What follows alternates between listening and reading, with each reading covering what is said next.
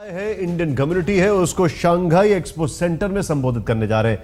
बहुत जबरदस्त भीड़ है वहां पर, लेकिन इससे पहले आपको बता दें वहां पर मौजूद है राहुल कंवर हमारे सहयोगी। हमारे साथ खास मेहमान जुड़ चुके हैं, जनरल अशोक मेहता इस वक्त हमारे साथ है। स्वागत है आपका।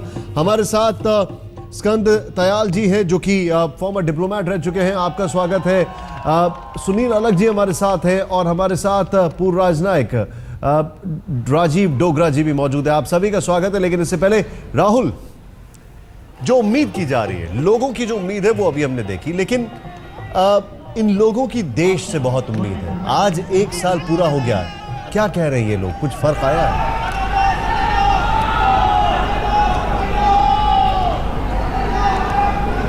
जी निशांत, बेसब्री से यहाँ पर इंतजार हो रहा है प्रधानमंत्री नरेंद्र मोदी से रूबरू होने का।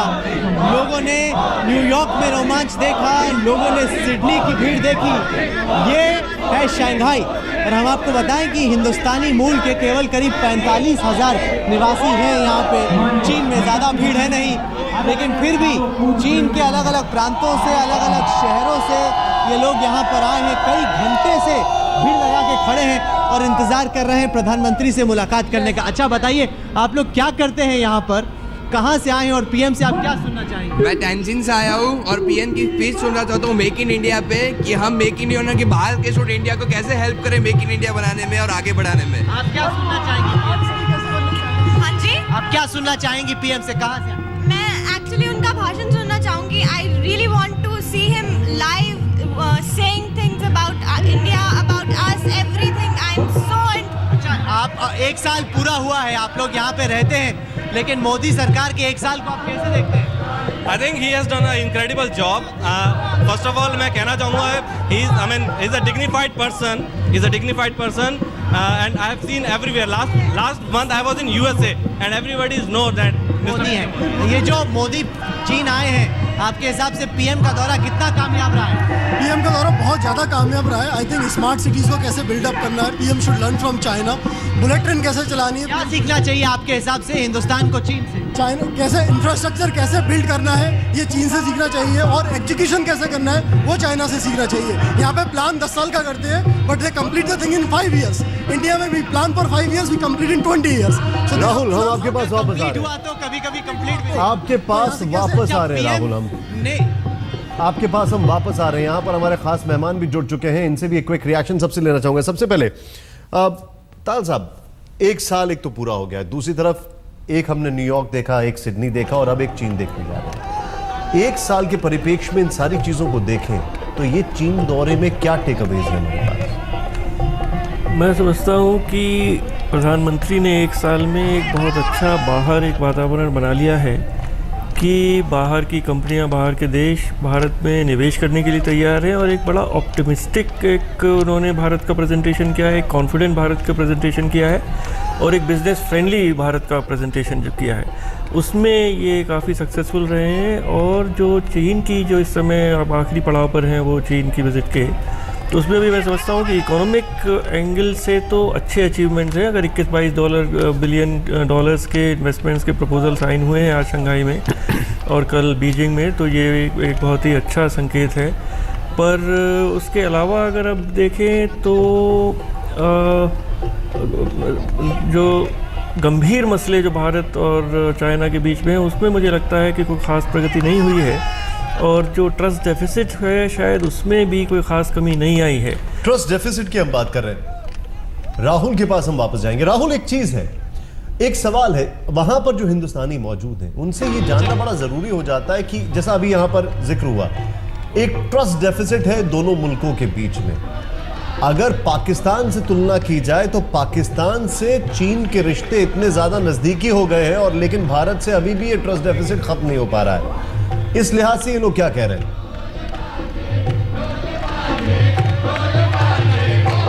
देखिए निशांत, आप करना चाह रहे हैं कूटनीति पे चर्चा, ये लोग जश्न मना रहे हैं हिंदुस्तानी होने का, क्योंकि अपने अपने देश से बहुत दूर ये लोग यहाँ पे पहुंचे हैं। इनमें देखिए कितना रोमांच है, कितना उत्साह। इन्हें लगता है कि मोदी जहाँ जाते हैं मोदी सा पर्व मोदी अपने साथ लेके आते हैं। अच्छा, हिंदुस्तानी निवासी यहाँ पे चूंकि इतने कम हैं, इस वजह से इनको बहुत कम मौका मिलता है एकजुट होने का। पहली दफ़ा है कि चीन के इतने अलग अलग हिस्सों से लोग आए हैं। देखिए, ये होता है न्यूयॉर्क में, साथ ही साथ ये हो सकता है सिडनी में, लेकिन जब शंघाई जैसे शहर में आप देखते हैं कि अलग अलग हिंदुस्तानी मूल के निवासी यहाँ पे आए हैं। आइए इनमें से कुछ से बात करते हैं। जानना चाह रहे हैं हमारे स्टूडियो में कि मोदी की इस विजिट को आप लोग कितनी कामयाब मान रहे हैं? आपके दोस्तों में जो चीन के दोस्त हैं उनमें चर्चा हो रही है? हाँ, बहुत चर्चा हो रही है, क्योंकि मोदी का क्रेज सिर्फ इंडिया में नहीं, पूरी दुनिया में, चीन में भी है। और चीन के लोग किसी भी चीन में उतने लोग नहीं जानते मोदी को जितना बाकी जगह जानते हैं। हाँ, ये बात सही है, लेकिन मैं आपको ये बताना चाहता हूँ कि चीन के लोग और किसी पीएम को आज तक नहीं जाने, लेकिन मोदी को जाने हैं। ये बहुत बड़ी बात है, ये बहुत बड़ी बात है। और मोदी के लिए पूरा चीन वेट कर रहा है। मोदी, ये भी लोगों के लिए गर्व की बात है कि मोदी चीन का जो ट्विटर है वीबो, उसमें प्रधानमंत्री नरेंद्र मोदी हैं, और उन्होंने जो कल सेल्फी ली थी उसके 55,000 रीट्वीट हुए हैं। 55,000 रीट्वीट एक हफ्ते के अंदर, उनके 1,22,000 फॉलोअर हो गए। तो आप देख सकते हैं कि हिंदुस्तानी मूल के निवासियों के अलावा भी चीन में भी उनकी लोकप्रियता। अच्छा, ये बताएं, पीएम जब बोलेंगे आप उनसे क्या सुनना चाहेंगे? इनके हिंदुस्तानी निवासी जो यहाँ पे हैं वो पीएम से क्या मोस्ट इम्पोर्टेंट हिंदी बोलिए। आप नेक्स्ट कई साल में, आगे वाले साल में क्या करेंगे कंट्री के लिए, तो हम सुनने वाले हैं। आपको लगता है चीन हिंदुस्तान से बहुत आगे निकल गया? मीलों बहुत आगे निकल गया है, और हम चाह रहे हैं कि आने वाले टाइम में इंडिया चीन से बहुत आगे जाए, और इंडिया में पूरी कैपेबिलिटी है आगे जाने की। कैसे लोग, देखिए चीन कितनी बड़ी बड़ी बिल्डिंगें हैं, कितने लोग यहाँ पे अमीर हुए। आपको लगता है हिंदुस्तान चीन से आगे निकल सकता है? हिंदुस्तान चीन, देखिए पहले तो हिंदुस्तान और चीन का कंपैरिजन थोड़ा गलत है। क्यों गलत?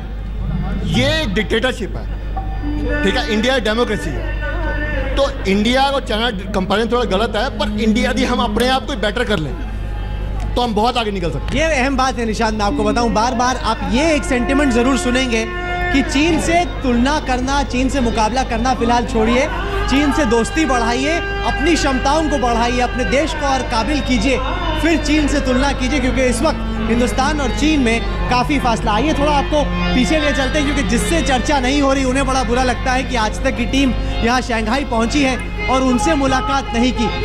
जैसा हमने आपको बताया कि करीब 5 से 7,000 लोग यहाँ पर चीन के अलग अलग जगहों से आए हैं। हालांकि कहा यह जा रहा है कि बाकी जगह पे जब वेम्बली स्टेडियम में लंदन में प्रधानमंत्री जाएंगे तब वहाँ पे 1 लाख लोग होंगे, उसकी तुलना में तो ये बहुत छोटा है। लेकिन फिर भी जब हिंदुस्तानी यहाँ पर बहुत कम है, उस तुलना में जब आप प्रधानमंत्री की लोकप्रियता यहाँ पर देखते हैं वो काफ़ी बढ़ रही है। आइए कुछ लोगों से बात करते हैं यहाँ पे आगे निकलते हुए। आप लोग क्या सुनना चाहेंगे आप पीएम से? क्या है हिंदुस्तानियों की यहाँ की परेशानियाँ? हमारी परेशानी बहुत सारी, पर सुनने वाले हैं तो फिर हम सुनाएंगे कि हमें फूड की बहुत प्रॉब्लम है। We need Indian food here properly. Restaurant खोलिए ना, रेस्टोरेंट। नो, वी वांट अनाज पानी, घी नहीं मिल रहा है, तेल नहीं मिल रहा है, कुछ भी वेजिटेरियन। सबसे बड़ी भी इंग्रेडिएंट्स नहीं मिलते हैं। जब उड़द दाल चाहिए तो सिर्फ मूंग मिलती है। अरे तो हम सब कुछ चीन से इंपोर्ट क्यों करते हैं? आप इंडिया से इंपोर्ट करके लाइए। इंडिया से इंपोर्ट करना इतना आसान नहीं है, यहाँ पे बहुत लंबा प्रोसीजर है इंपोर्ट ऑफ फूड के लिए। आप लोग क्या सुनना चाहेंगे प्रधानमंत्री मोदी? बहुत अच्छा लग रहा है। आप बोल रहे थे कि सबसे बड़ी समस्या यहाँ ये है कि यहाँ एक भी मंदिर नहीं है। बोलिए, मंदिर कौन रोकता है? मंदिर यहाँ गवर्नमेंट है अलाउ नहीं करती। आप चर्च खोल सकते हैं, आप कुछ और भी खोल सकते हैं, पर एक भी मंदिर नहीं है। So we want Modi ji to make government request to open one temple. We all want to make. ये तो जरूरी है हर शहर में, जहाँ पर भी हिंदुस्तानी समुदाय के जो बाहर निकलने दिए, जहाँ पर भी। अच्छा बताइए, आप क्या कहना चाह रही, क्या सुनना चाहेंगे आप? आप क्या पूछ? आप, मैं बोल रहा हूँ, क्या सुनना चाहेंगे आप प्रधानमंत्री जी से? क्या सुनना चाहेंगे आप प्रधानमंत्री? आप बताएं। हाँ, जब पीएम बोलेंगे तो आपकी क्या उम्मीद है, आप क्या सुनना चाहेंगे उनसे? आई थिंक यहाँ पे काफ़ी। कहाँ से आए हैं आप? मैं यूपी से हूँ, इंडिया में। यहाँ पे कहाँ रहते हैं? यहाँ पे शंघाई में ही बेस्ड आउट ऑफ हूँ, एंड विप्रो में वर्क करता हूँ मैं। एंड यहाँ पे आई थिंक कि वो कैसे मेक इन इंडिया का प्रमोशन करेंगे और उसके बारे में बताएंगे। तो चीन में तो मेड इन चाइना पर जोर है, वो आके मेक इन इंडिया क्यों करेंगे? इंडिया अब now future is belonging to India, so I उनको लग रहा है कि चीन में फिलहाल जी जी बोलिए। Visa on arrival, we have emergencies, we have parents, we have children living out of China, and when they need to come here, it's a huge problem. ये बड़ी बात है, खास तौर से ऐसे में जब प्रधानमंत्री ने ई वीजा की घोषणा की चीन के लिए, अब लोगों को लगता है कि वीजा ऑन अराइवल होना चाहिए। विदेश सचिव आ चुके हैं, मैं देख रहा हूं कि नेशनल सिक्योरिटी एडवाइजर भी आ चुके हैं, तो कुछ ही देर में प्रधानमंत्री नरेंद्र मोदी यहाँ चीन में शंघाई के इंडियन कम्युनिटी सेंटर में आ रही। मैडम आप बेकरार हैं कुछ बोलने के लिए? Only one sentence I want to say. Modi, you should be a sea and we all Indians are the waves. We will zoom up and touch the skies. चलिए ये जज्बा अच्छा है। प्रधानमंत्री नरेंद्र मोदी का यहाँ पर बेसब्री से इंतजार हो रहा है। जी आप बताएं, आप कहाँ पे रहती हैं? आप हिंदी बोलती हैं? नहीं बोलती। You speak Hindi? You don't speak much. Do you speak Mandarin? Yeah. You speak Mandarin, but you should speak Hindi. आप हिंदी क्यों नहीं? इनकी मम्मी कौन है? इनकी मम्मी नहीं है यहाँ पे। I know Hindi very little. A little bit of Hindi. You should focus on Hindi because you can't give up on Hindi. चलिए कुछ लोग हैं जो यहीं पे पले बड़े हैं। राहुल मैं आपके पास वापस आ रहा हूँ। मैं आपके पास वापस आ रहा हूँ। इसको सिर्फ इतना ही कहेंगे कि मोदी के संग भारतीयों के रंग, कलर्स ऑफ इंडिया यहाँ पर भर भर के दिखाई दे रहा है। वक्त हो गया एक छोटे से ब्रेक का। स्टूडियो में मौजूद हैं राजीव डोगरा जी, फॉर्मर डिप्लोमेट भी हमारे साथ हैं। सर मैं आपसे जानना चाहूंगा, एक ये जो अगर बात की जाए एक साल के अंदर ये चौथी मुलाकात है दोनों शीर्ष नेताओं की, क्या ये समझा जाए कि इन जैसे नेताओं की मुलाकात हो रही है वैसे ही लोगों के बीच में भी जो सीबीएम्स हैं वो बढ़ेंगे और उससे ये जो ट्रस्ट डेफिसिट है, क्योंकि एक बहुत बड़ी चीज है, ये खत्म होगा? आप बिल्कुल ठीक कह रहे हैं कि जैसे जैसे लोग मिलेंगे ट्रस्ट डेफिसिट में ज़रूर कमी आनी शुरू होगी। और मोदी जी की जो विजिट्स, जो मुलाकात 3 आपने बताई हैं चाइनीज़ लीडरशिप के साथ, उसका भी बहुत असर पड़ा है। और उनके जो पर्सनल इक्वेशन है और स्टाइल है, जिस तरह उन्होंने खुलेआम बोला है बॉर्डर इशू के ऊपर, बाउंड्री इशू के ऊपर, उससे चाइनीज़ लीडरशिप को भी समझ आई है कि इंडिया जो है अब दब दब के रहने वाला नहीं है। उसका भी व्यू पॉइंट है, वो हमको सुनना चाहिए। पर एट द सेम टाइम हमको रियलिटी से हटना नहीं चाहिए और हमको इमोशंस में ये नहीं सोचना चाहिए कि हमने बहुत बड़ी नदी पार कर ली है।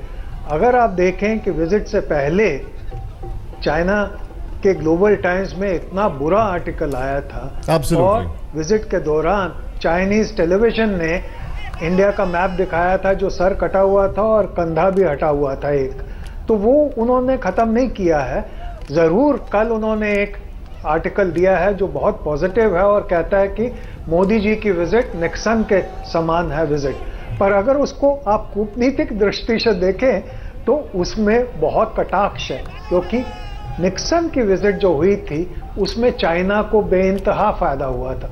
उसी के कारण अब चाइना अमेरिका की बराबरी में नंबर 1 नहीं तो नंबर 2 है दुनिया में। तो चाइना ये चाहता है कि मोदी जी की विजिट में चाइना को ही फ़ायदा होता रहे। और अगर आप वास्तविकता में देखें तो शायद वही हो रहा है। जो 20 बिलियन या 10 बिलियन जो भी डील्स हुई हैं उन सब में चाइना का एक्सपोर्ट बढ़ रहा है, इंडिया का एक्सपोर्ट बिल्कुल नहीं बढ़ रहा। मैं एक चीज और कह दूं, इंडिया के एक्सपोर्ट में ना फार्मास्यूटिकल में फायदा हुआ है ना आईटी में। और जैसे गृहिणी ने अभी एक क्राउड शॉट में आपके बताया कि ना इंडिया से दाल एक्सपोर्ट हो सकती है और ना कोई और चीज एक्सपोर्ट हो सकती, ना माता पिता आ सकते हैं इमरजेंसी के दौरान। सो वास्तविकता ये है कि चाइना टच से मस नहीं हुआ, आप जरूर झुक गए। सर आप जो बता रहे हैं बिल्कुल ठीक फरमा रहे हैं, क्योंकि पिछले साल की बात की जाए तो तकरीबन 36.21 अरब का घाटा था, अरब डॉलर की हम बात कर रहे हैं, जो कि घाटा था व्यापार घाटा। और अभी की बात की जाए तो 48.43 अरब डॉलर। फार्मा की बात कर रहे हैं, 80% बल्क ड्रग्स हम वहां से इंपोर्ट करते हैं। कई सारी चीजें हैं जिसमें हमें देखना है फायदा किसका होगा, नुकसान किसका होगा।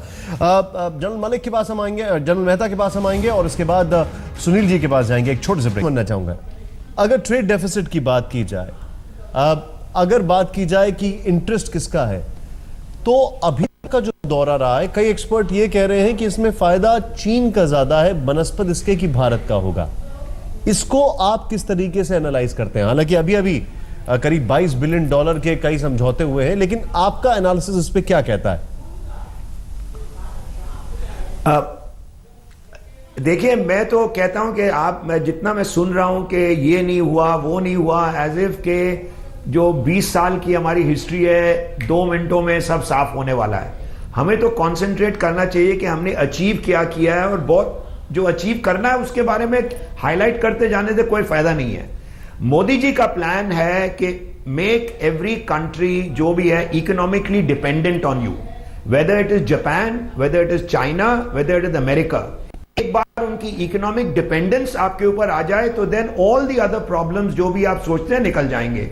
अब हम देखिए, वेस्ट में अभी कोई चाइना और इंडिया एक साथ हो जाए, कोई भी वेस्टर्न कंट्री नहीं चाहती है, क्योंकि अगर आप मैं जब छोटा होता था तो कहते हैं चाइना और इंडिया की पॉपुलेशन अगर वो दोनों एक बार सांस ले लें तो एक टाइफून आ जाएगा वेस्ट में। अब अगर हम दो देशों में एक साथ की ट्रस्ट बिल्डअप करें, वो आके इन्वेस्ट करने वाले हैं, कहां इन्वेस्ट करेंगे? जहां उनको मिलेगा अपॉर्चुनिटी। इसलिए मैं आपके पास आ रहा हूं, सुनील जी, मैं आपके पास आ रहा हूं, और हमारे पास 26 स्टेट हैं। सर, मैं आपके पास आ रहा हूं, और जनरल मेहता भी हमारे पास है, साथ है। लेकिन अगर हम डिपेंडेंसी की बात की जाए तो सवाल ये खड़ा होता है कि हमारा मैन्युफैक्चरिंग जीडीपी में करीब 17% है, चाइना का 32% है। हमें अंदर भी तो बहुत कुछ करना पड़ेगा देश के। वापस आ रहे एक छोटे से ब्रेक के बाद।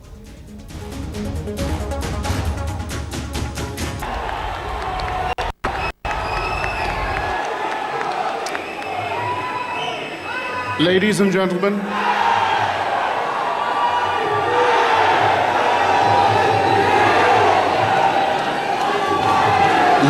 gentlemen, please stay this way for our national anthem.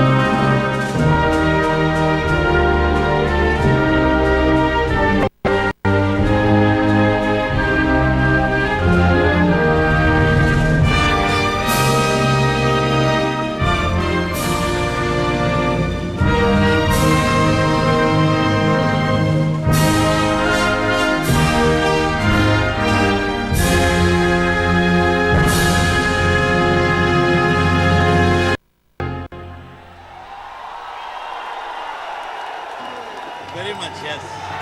I am from a city known as Yiwu. I live there. I had the pleasure of meeting the Premier of China. Yeah, I am for sure a supporter of Modi. Wonderful, wonderful. He is the most popular leader ever come here. Ladies and gentlemen, please remain standing for the Chinese national anthem. बहुत अच्छा लग रहा है जी, हम भी आए हैं घूमने के लिए चाइना, तो हम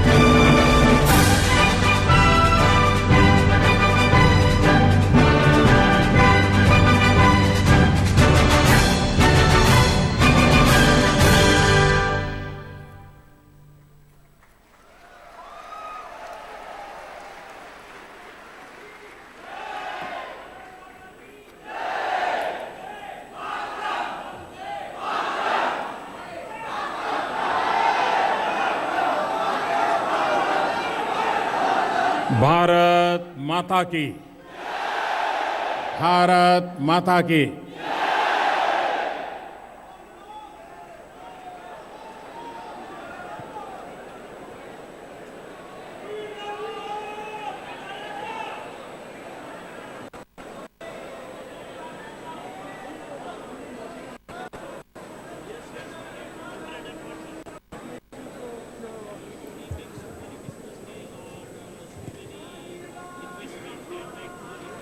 नमस्ते।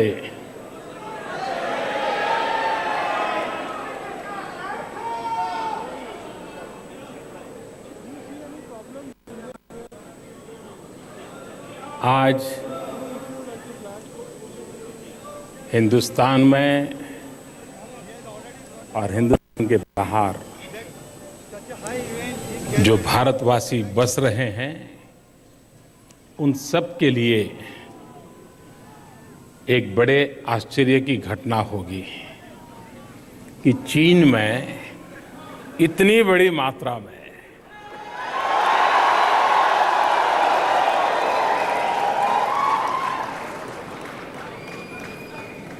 वक्त कैसा बदल रहा है, वक्त किस तेजी से बदल रहा है। कोई कल्पना कर सकता था कि चीन में भारतीय नागरिक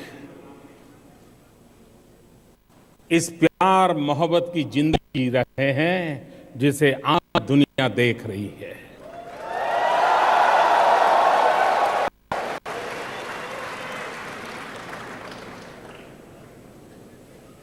आज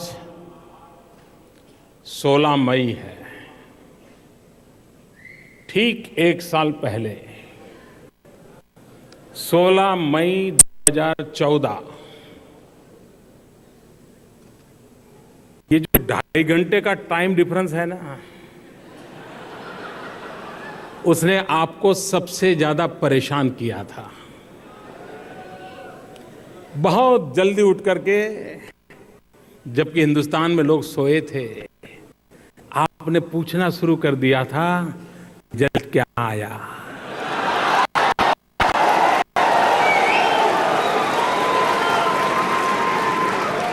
अभी भारत में सूरज उगना बाकी था,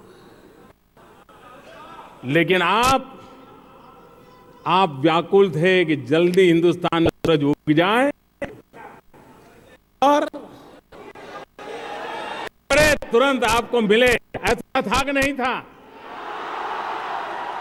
आपको हिंदुस्तान के चुनाव के नतीजे जानने के लिए पता था 2.5 घंटे का डिफरेंस है, फिर भी सुबह सुबह उठ के तैयार हो गए थे कि नहीं हो गए थे? खबर देर से आती थी तो परेशान होते थे कि नहीं होते थे? दुनिया के कुछ भूभाग के लोग रात भर सोए नहीं थे। और उस समय जिस हालात में हिंदुस्तान में चुनाव हुआ था, परिप्रेक्ष्य में चुनाव हुआ था, 16 मई को एक साल पहले एक ही स्वर दुनिया भर से सुनाई देता था।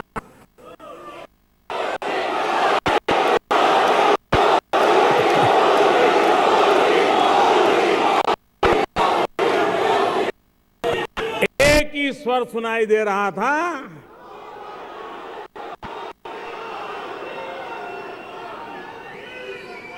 एक ही स्वर सुनाई दे रहा था, दुख भरे दिन बीते रे भैया, दुख भरे दिन बीते रे भैया।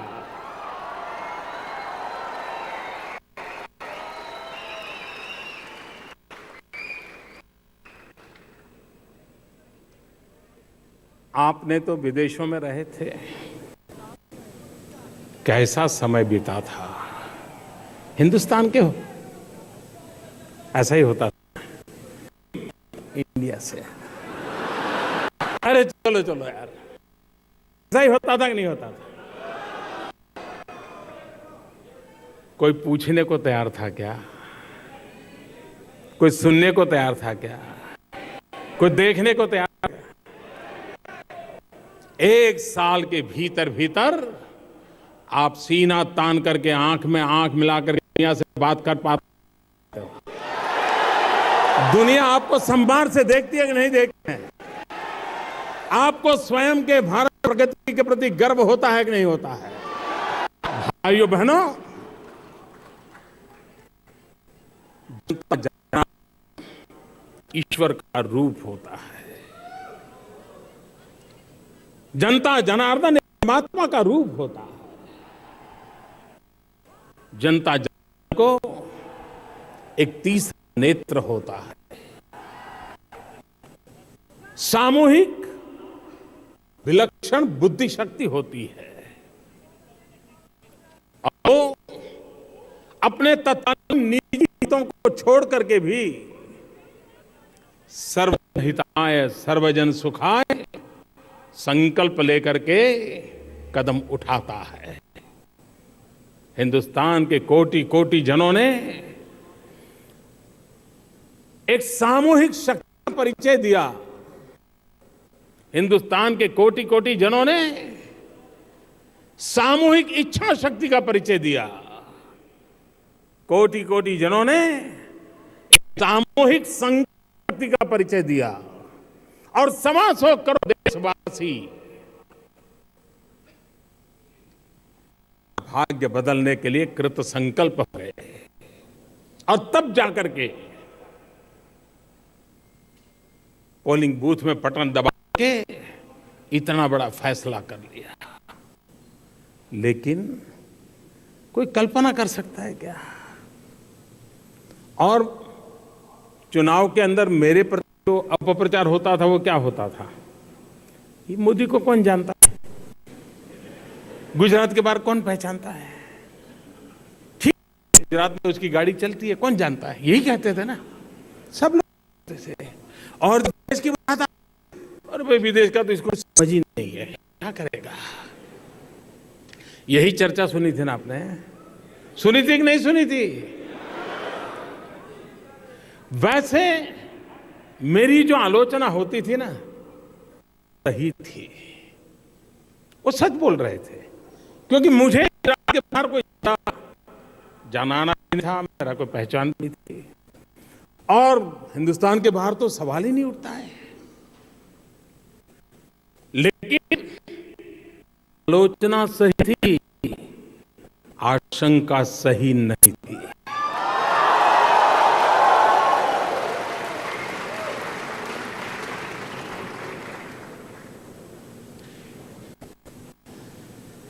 दुनिया में ऐसी बहुत घटनाएं हैं और भारत ने तो अपनी सूझबूझ का परिचय करवा दिया है। वरना मेरा बायोडेटा देख करके कोई मुझे प्रधानमंत्री क्या बनाएगा? क्या आपकी कंपनी में मुझे शेयर खरीदना है तो दोगे क्या? नहीं दोगे। ये चाय बेचने वाला ना रेल के डिब्बे में चाय बेचने वाला वो प्रधानमंत्री मेरा बायोडेटा देख करके पसंद नहीं करता। लेकिन ये हिंदुस्तान की जनता की ताकत है, भारत के संविधान की शक्ति है, डॉक्टर बाबा आंबेडकर के आशीर्वाद है और हिंदुस्तान के कोटि कोटि जनों की संकल्प शक्ति है कि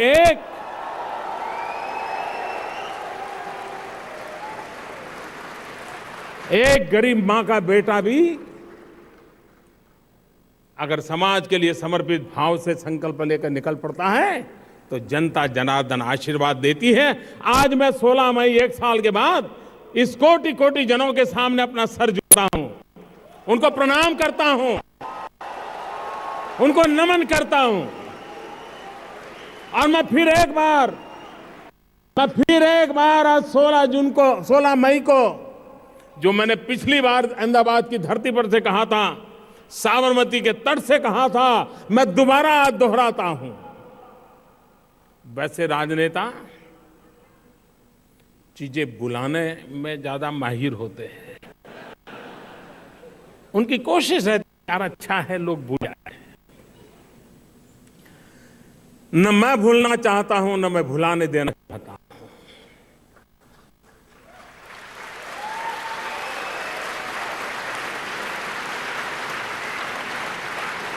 क्योंकि वही बातें हैं जो कार्य करने की प्रेरणा देती है, जीवन खपा देने की ताकत देती है। और मैंने उस समय कहा था कि देश की जनता ने मुझे जो दायित्व दिया है, मैं परिश्रम करने में कोई कमी नहीं रखूंगा। कहा था कि नहीं कहा था? एक दिन भी छुट्टी ली है क्या? वैकेशन में आ रहा हूं क्या? आराम कर रहा हूं क्या? दिन-रात ईश्वर ने जितना समय दिया, शक्ति दी, मैंने ईमानदारी से उसका पालन किया है कि नहीं किया है? किया है कि नहीं किया है? मैंने दूसरा कहा था, कि मैं नया हूं, अनुभव नहीं है, लेकिन मैं हर बात को सीखने के लिए पूरी कोशिश करूंगा। कर रहा हूं कि नहीं कर रहा हूं? हर किसी के सीखने का प्रयास करता हूं कि नहीं करता हूं? हमारे आलोचकों से भी चाहता हूं कि नहीं चाहता हूं? दुनिया में जो हो रहा है उससे भी सीखने की कोशिश करता हूं। एक विद्यार्थी की तरह खुले मन से अच्छी बात का स्वागत करने का प्रयास करता हूं और देश के लिए लागू करने के लिए कोशिश करता हूं।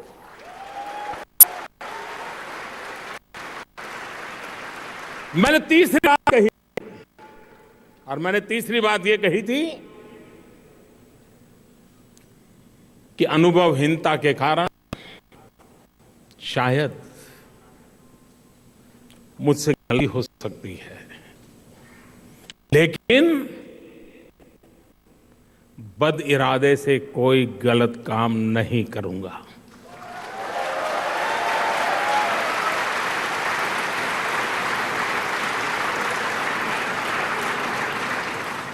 और आज 16 मई 2015 को हिंदुस्तान से दूर चीन की धरती से जब मैं बात बता रहा हूं, इस संतोष के साथ बता रहा हूं, पूरे साल भर में किसी ने हम पे आरोप नहीं लगाया कि हमने बदिरादे से या निजी स्वार्थ से कोई गलत कदम उठाया हो, ऐसा कोई आरोप नहीं लगा।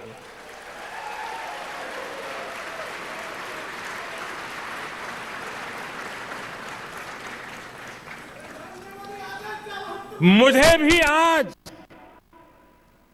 सांघाई की इस धरती पर मेरे सामने लघु हिंदुस्तान है। भारत का हर कोना यहां मौजूद है। शायद यानी मंच पर आते तक मैंने भी नहीं सोचा था कि 16 मई एक साल के बाद मुझे ऐसा अवसर मिलेगा, जो अवसर आज पूरा लघु भारत मेरे पास है। हर राज्य के प्रतिनिधि यहां है।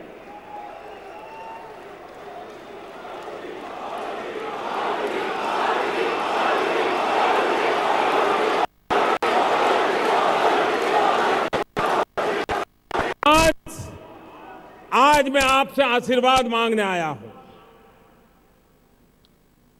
आप मुझे आशीर्वाद दें कि भारत की विकास यात्रा की ओर जो हम कदम बढ़ाए हैं, उसे हम सफलतापूर्वक पार करें। आप हमें आशीर्वाद दीजिए। जाने अनजाने में भी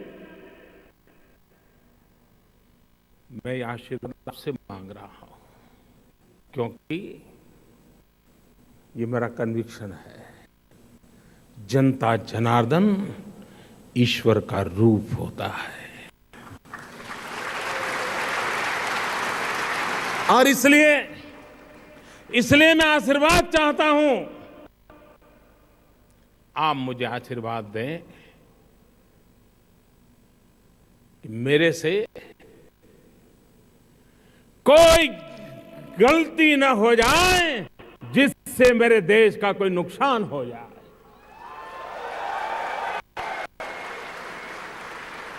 दोनों हाथ ऊपर करके मुझे आशीर्वाद दीजिए। दोनों हाथ ऊपर करके मुझे आशीर्वाद दीजिए। आपके आशीर्वाद मेरी बहुत बड़ी ताकत है, बहुत बड़ी ताकत है।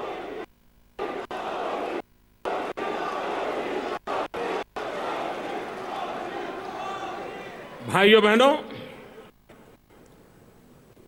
चीन का ये मेरा आखिरी कार्यक्रम है।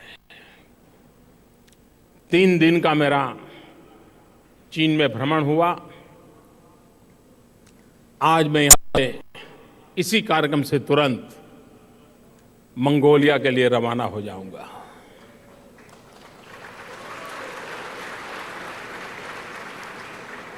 आप कल संडे को मनाएंगे।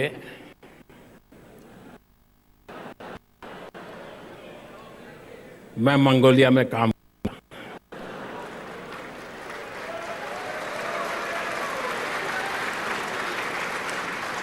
कोई कल्पना कर सकता है संडे को छुट्टी के दिन मंगोलिया पार्लियामेंट का सत्र बुलाएं और भारत के एक व्यक्ति को रविवार की छुट्टी के दिन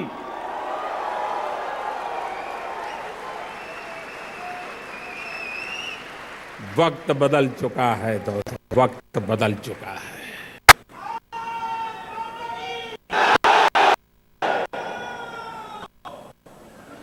चीन के इतिहास में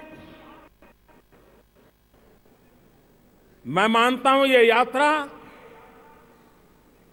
नए सीमा चिन्ह के रूप में देखी जाएगी।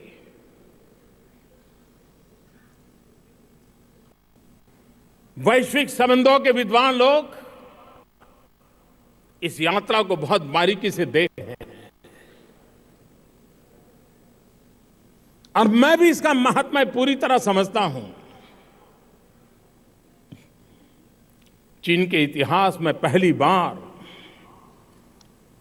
चीन के राष्ट्रपति बीजिंग के बाहर जाकर किसी और शहर में किसी दूसरे देश के नेता का स्वागत करते हो, ये चीन के इतिहास में पहली बार।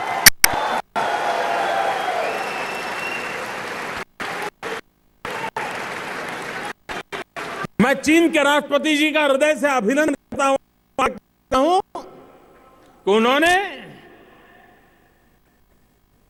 बीजिंग में नहीं, शियांग करके भारतीय प्रतिनिधिमंडल का स्वागत किया। ये स्वागत नरेंद्र मोदी का ही था। ये स्वागत मेरे साथ आए हुए डेलीगेशन का नहीं था। ये स्वागत 125 करोड़ देश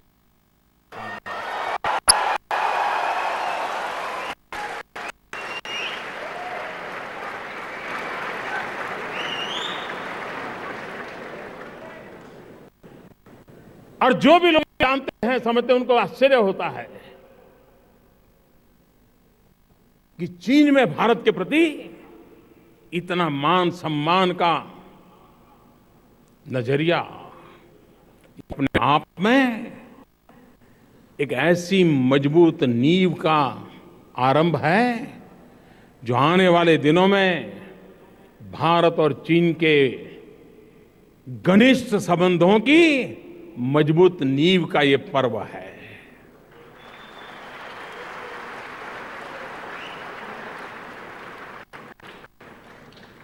चीन से भारत की दोस्ती, उससे चीन को क्या मिला, भारत को क्या मिला, उस तराजू से सिर्फ तोलने से काम नहीं चलेगा। चीन और भारत दुनिया की 1/3 जनसंख्या है, 1/3। एक तरफ पूरा विश्व और एक तरफ हम दोनों।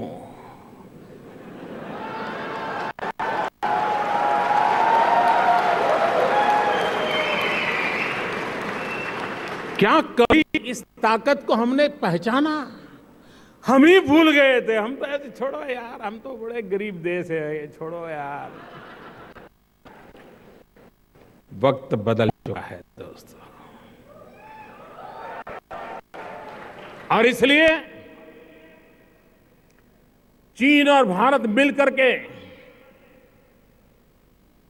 न सिर्फ अपनी समस्याओं का समाधान कर सकते हैं, लेकिन वे दुनिया को भी अनेक संकटों से मुक्ति दिला सकते हैं।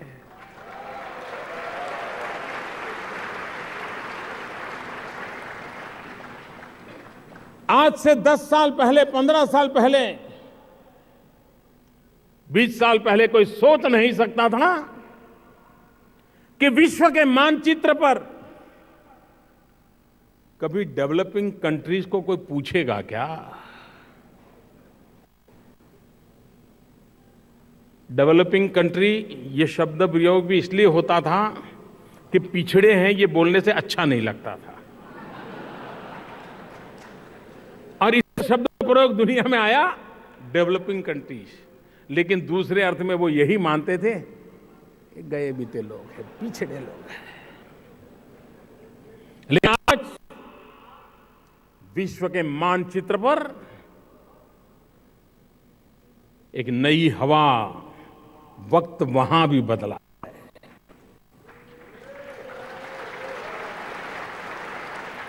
सारी दुनिया देख रही है कि डेवलपिंग कंट्रीज, विशेष करके चीन और भारत मिलकर के विश्व को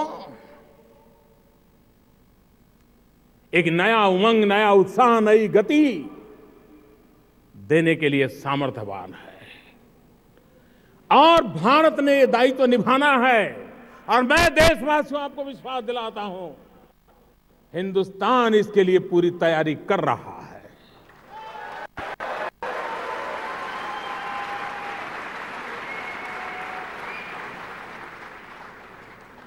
विश्व को देने के लिए हमारे पास बहुत कुछ है। आतंकवाद जिस प्रकार से मानवता का दुश्मन बना हुआ है, आए दिन निर्दोषों को मौत के घाट उतार दिया जाता है, एक दूसरे के लहू के प्यासे हुए हैं। विश्व का कोई भूभाग ऐसा नहीं है जो आतंकवाद के कारण रक्त रंजित न हुआ हो। गांव से भरी हुई, गोलियों से छलनी हुई विश्व जनता, उसे मरना कौन लगाएगा। इस संकट की घड़ी से जीने का विश्वास कौन देगा। दे सकता है इसके पूर्वजों ने वसुधैव कुटुंबकम का मंत्र दिया है। पूरा विश्व एक परिवार है, हम सब भाई हैं, भाषा भिन्न हो